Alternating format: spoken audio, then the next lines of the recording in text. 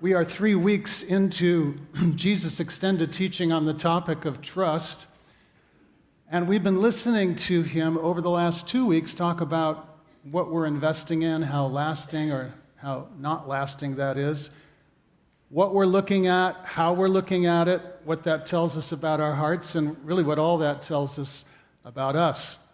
And more specifically, more practically, Jesus has been taking us into our relationship with money, possessions, and property, where all of us, if we're honest, to one degree or another, take our anxiety and put our trust.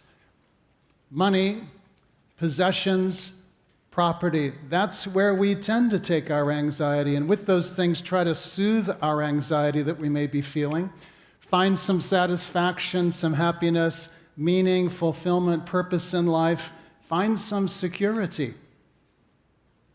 And that's right, you hear this repeatedly in these days of uncertainty, fluctuating markets, wars and rumors of wars. Buy gold. Put your trust there. The Sermon on the Mount says otherwise.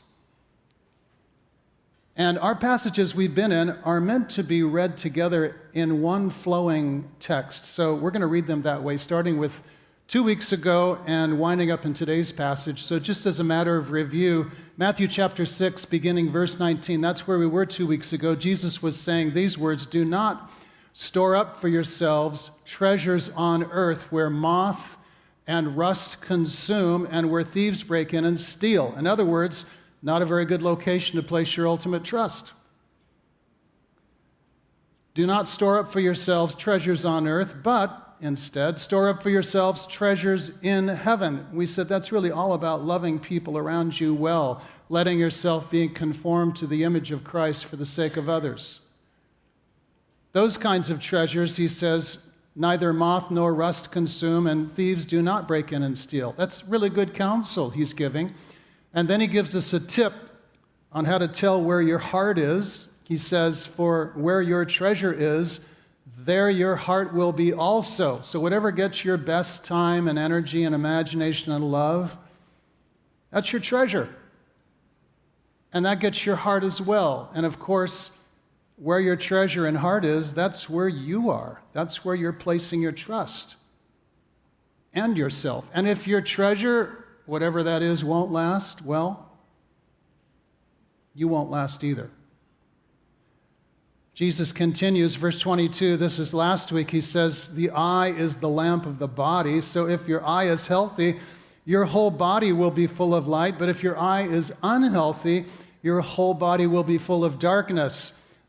If then the light in you is darkness, how great is the darkness?" It's not a question, that is a cry of alarm.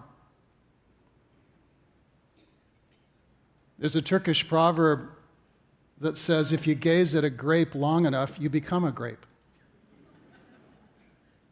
You are what you repeatedly look at. And actually, the disposition of your heart, your inside, filled with either light or darkness, will determine both what you look at and how you're looking at it, with the eyes of generosity or with the eyes of a thief. Are you looking at the world around you in order to give all you can, or are you looking at the world around you in order to get all you can, take all you can out of it? These two approaches are incompatible. And they're all about ultimately what you're trusting in, what you're putting your trust in. Time for a decision. And that leads us into today's passage. We're in Matthew chapter 6, now verse 24. It's on the screen. Can we read this together? You can remain seated. Ready? "No one can serve two masters, for either he will hate the one and love the other, or he will be devoted to the one and despise the other. You cannot serve God and money." My goodness, that's bracing. Let's do it again. We need a little wake-up slap in the face. Ready? Let's read it again. "No one can serve two masters, for either he will hate the one and love the other, or he will be devoted to the one and despise the other. You cannot serve God and money." You cannot serve God and money, period. But before Jesus even gets to the part about money as a competing power with God, he wants to settle a couple of things first. So number one thing he wants to settle is this. Everybody here has a master. Everybody in this room is a slave to something or someone without exception. Everybody here is in the service of another person or some kind of power. There are no free persons in this room this morning. The myth of human autonomy, absolute human freedom, is being put to death with Jesus' words. Not so much in what he says directly, but in what he assumes. And you know, we as Americans, we don't really like hearing that. We don't want to accept the death of that myth. No one tells us what to do. No one tells me what to do. But that's not unique to us. I mean, I have a Turkish friend who said to me, no one tells Pınar what to do. Pınar, that's a popular name for a woman in Turkey. She said, Pınar tells Pınar what to do. But Jesus doesn't bother arguing the point this morning. He assumes it. He takes it for granted. Everyone is serving someone or something, whether you know it or not, whether you admit it or not, or whether you like it or not. So that's the first thing that Jesus wants to settle. Everybody here has a master. And the second thing is that once you recognize that you're serving a master, someone or something, another myth has to die, and that's the myth that you can serve two masters at the same time. Be faithful to two bosses simultaneously. After all, each master, each boss has his, hers, its own voice, their own agenda for you, marching orders with your name on it. And if there are two different voices giving you direction with conflicting agendas, conflicting marching orders, all coming at you at the same time, you're going to have to make a decision at some point. Which one to listen to? Which one to pay attention to? Which one to follow and answer to? There are not two of you, just one of you. Both masters cannot have all of you, or they cannot have just different parts divide you up at the same time. You're going to have to choose one over the other. And the way Jesus casts this, he puts it in extreme terms. He likes doing that. We've seen this by now in the Sermon on the Mount. He puts it in extreme terms, in terms of what your choice is going to mean. That is, its effect on the two respective vying masters. In effect, it'll be as if you hate and despise the one and love the other with full devotion. No giving part of yourself to one, the other part of yourself to the other, half your heart to one, the other half of your heart to the other, half of your body, half of your time to the one. You get the point. That would not work for you. That would just make you crazy and tear you apart, not to mention infuriate your vying rival masters.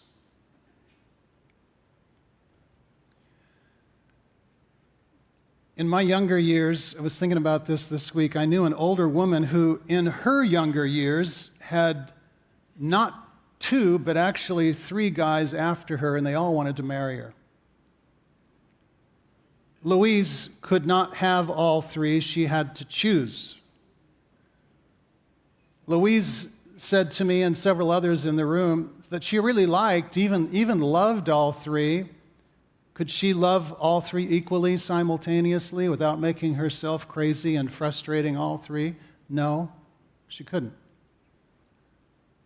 So she picked Bob, whom she would love fully. Bob got her love and devotion. She told us that as she looked at the three, she decided Bob had the greatest potential to be the best provider and the best protector for her. She put her trust in Bob, loved him. She did not hate or despise the other two. She simply loved them less. She was unwilling and unable to surrender herself to the other two, which is what Jesus is talking about when he uses words like hate and despise. In the end, the other two guys got nothing. Bob and only Bob got everything. That's how it works. And for them, it worked for over 50 years. We used to tease a pastor friend of mine who said of his own marriage, "When I said yes to Loretta, I said no to millions of women." But in effect, that's exactly what he did, and that's what each one of you, those of you who are married in the room today, that's what you've said. For every yes, there are many no's. Again, you cannot have 3 husbands at a time, just ask Louise, and you cannot have 2 masters at one time, just ask Jesus. You have to give yourself to and love just one. You've got to make a clean and clear and final decision on that. And so the question this morning is, whom do you love? What do you love and serve and are devoted to this morning as you sit here?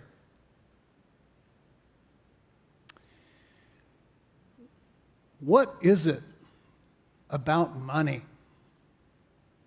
And when the passage says money, it's trying to communicate money, possessions, and property.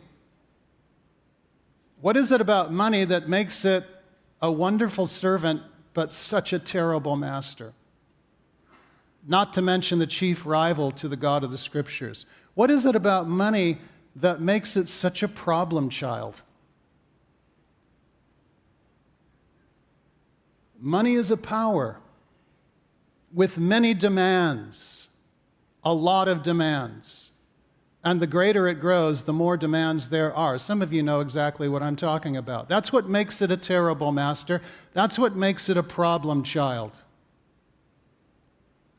It is no sin to have money, possessions, and property, but it is a deadly sin to orient your life around them. And it's hard not to once you begin to accumulate. Tim Keller said famously, an idol is a good thing that becomes an ultimate thing. Money can have that effect, becoming an ultimate thing for us. You know, I told you a story some weeks ago, I forget exactly when, of the lady who left me $20,000 in her will when I was a young pastor, and how that began to really mess with my spirit until I put everything in its place. I won't tell that story again.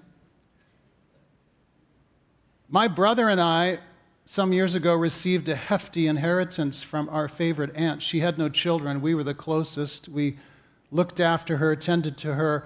And when it became clear that we were going to receive this inheritance, I said to my brother, we need to spiritually prepare ourselves for what's coming to us. I like what Michael Green said about money. He said, money is like seawater. The more you drink of it, the thirstier you get. And of course, if you keep on drinking seawater, it's going to make you sick and in the end, kill you.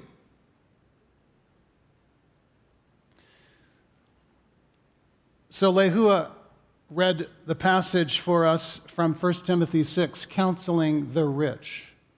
The rich. Let's not call them the rich. Let's just realize that's kind of letting a lot of us off the hook in our own minds who do not consider ourselves rich, but are nevertheless under the power of money this morning as we're sitting here. Instead of the rich, let's say those with or desiring a lot of stuff. Those with or desiring a lot of stuff. That would cover most of us this morning. And so before I read Lehua's passage again with our little edit, let me also read a section of 1 Timothy chapter 6, which we read a couple of weeks ago, that precedes Lehua's passage, and I'll read that with our edit as well. And that comes from 1 Timothy 6, back in verse 9 and 10. Here it is with the edit. But those with or desiring a lot of stuff fall into temptation and are trapped by many senseless and harmful desires that plunge people into ruin and destruction. Really strong language there. He continues, for the love of money, that is desiring a lot of stuff, is a root of all kinds of evil, and in their eagerness to have a lot of stuff, some have wandered away from the faith and pierced themselves with many pains. In other words, money, possessions, property, is a power and a dangerous power. Okay, here's Lehua's passage again with our edit. As for those who in the present age have or are desiring a lot of stuff, command them not to be haughty, in other words, arrogant, nose in the air, scraping the ceiling because they have all this stuff, or that's where they're heading. Or to set their hopes on, that is, put their trust in, the uncertainty of having or desiring a lot of stuff, but rather on God, who richly provides us, catch the little pun there, with everything for our enjoyment. They are to do good and to be rich, once again, little pun, in good works, generous, that was last week, and ready to share, thus storing up for themselves the treasure of a good foundation for the future, that was 2 weeks ago, so that they may take hold of the life that really is life. As we said a couple of weeks ago, life is not found in having a lot of stuff.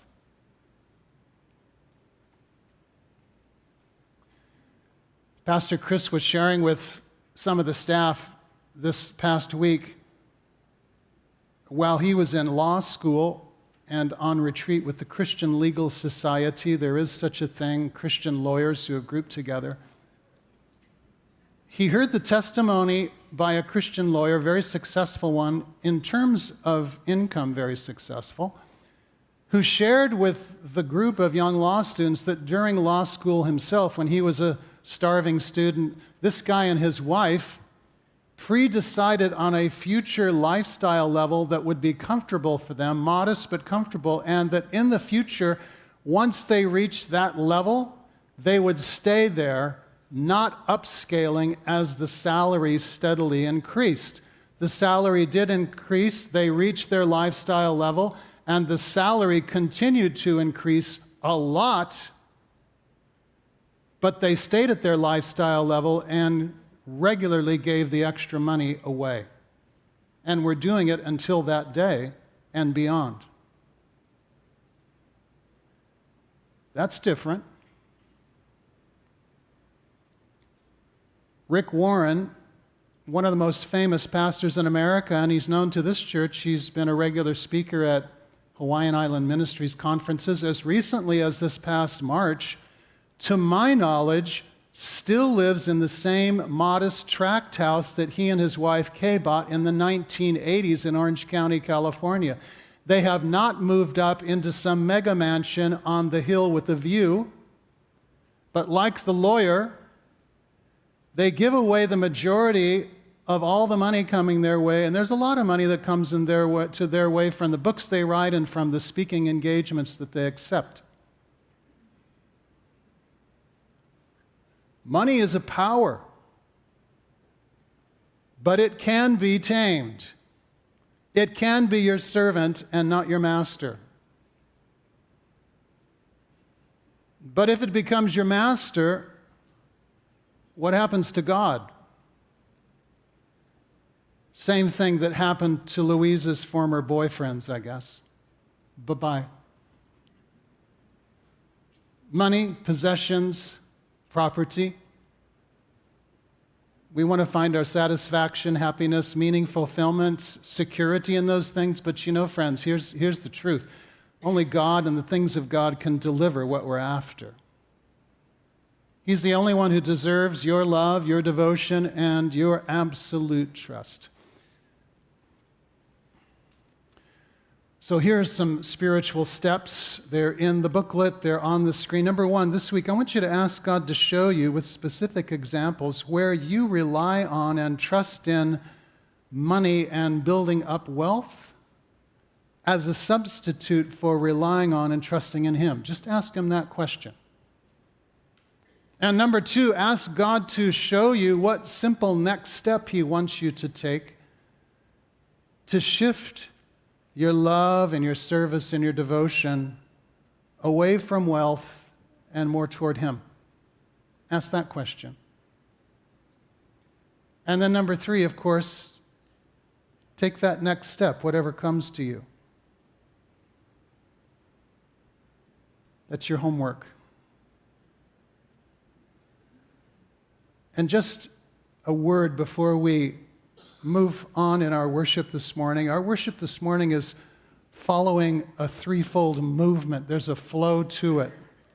Preparing for the gospel word, hearing the gospel word, that's what this has been. And now the rest of the service is all about responding to the gospel word with all kinds of things like prayers, like giving, like the Lord's Supper.